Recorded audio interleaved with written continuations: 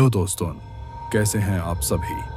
दोस्तों, सबसे पहले तो आप सभी का मेरे YouTube चैनल पर बहुत बहुत स्वागत है। दोस्तों, आज मैं आपके लिए फिर से एक ऐसी सच्ची डरावनी घटना लेकर आया हूं जिसे याद करके आज भी मेरे रोंगटे खड़े हो जाते हैं। दोस्तों, ये कोई सुनी सुनाई कहानी नहीं है, बल्कि ये मेरे और मेरे मामा के साथ घटी हुई एक सच्ची घटना है।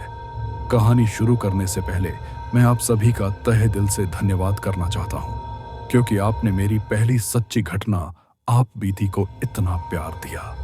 अगर आपको मेरी ये सच्ची भूतिया कहानियां पसंद आती हैं तो दोस्तों प्लीज लाइक जरूर करें, ज्यादा से ज्यादा कमेंट करें और चैनल को सब्सक्राइब करना बिल्कुल न भूलें। तो चलिए दोस्तों, कहानी शुरू करते हैं। दोस्तों, ये बात है दिसंबर की एक रात की। रात इतनी ठंडी थी कि सांस लेते ही सीने में ठंड चुभने लगती थी।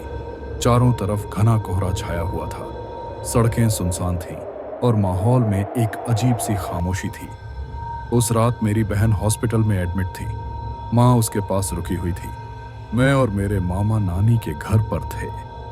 नानी ने हमारे लिए टिफिन तैयार किया। जल्दी निकल जाओ बेटा, रात ज्यादा हो रही। मैं और मामा बाइक लेकर निकल पड़े।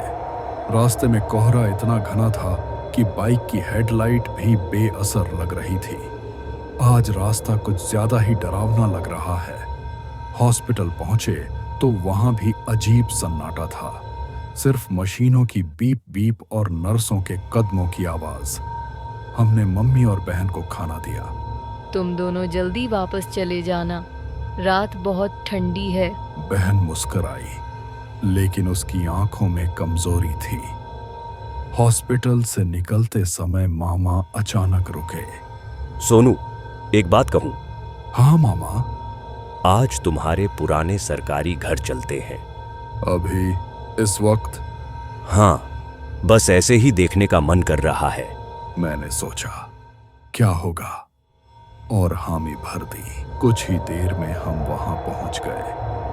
सरकारी क्वार्टर सुनसान पड़ा था। खिड़कियां धूल से भरी थीं और दरवाजे से ठंडी हवा की सीटी जैसी आवाज आ रही थी। मैंने बाइक बाहर खड़ी कर दी। मामा, अजीब जगह लग रही है।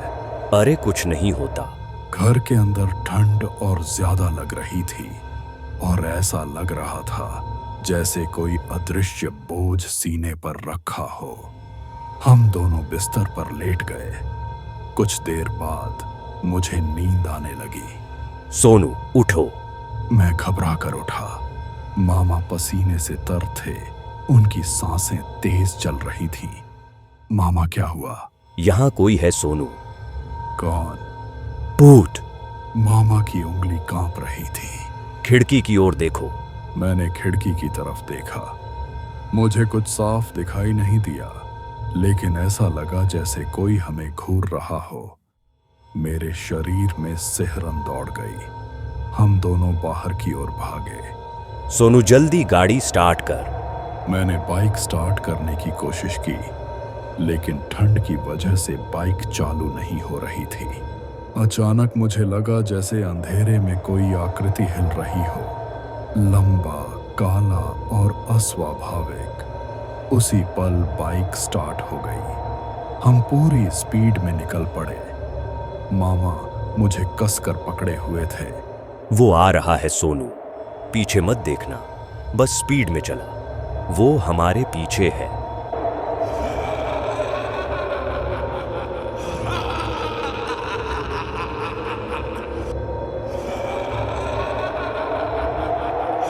मेरे हाथ कांपने लगे। तभी मेरी नजर एक हनुमान मंदिर पर पड़ी। अब बस यही आखिरी सहारा है। हम मंदिर पहुंचे। मंदिर के अंदर घुसते ही एक अजीब शांति मिली। हमने बाहर झांका। वो साया मंदिर से दूर खड़ा था। हम दोनों वहीं बैठ गए। भगवान ने बचा लिया बेटा। रात धीरे धीरे कटती गई। सुबह हुई। वो साया गायब था। हमने बाइक उठाई और घर के लिए निकल पड़े। घर पहुंचकर हमने सबको सब बताया। सब सन्न रह गए। दोस्तों, आज भी जब मैं उस रात के बारे में सोचता हूँ तो एक अजीब सी बेचैनी और एक अनजाना डर सताने लगता है। दिल जोर जोर से धड़कने लगता है। आज उस घटना को 5 साल बीत चुके हैं और हमने उस घर को खाली कर दिया है। अब हम नानी के घर के करीब रहते हैं और उस तरफ भूल कर भी नहीं जाते। तो दोस्तों, आप लोगों को मेरी सच्ची डरावनी आप बीती कैसी लगी? नीचे कमेंट करके आप लोग जरूर बताइएगा। मिलता हूं आप लोगों से फिर एक नई सच्ची घटना की कहानी पर।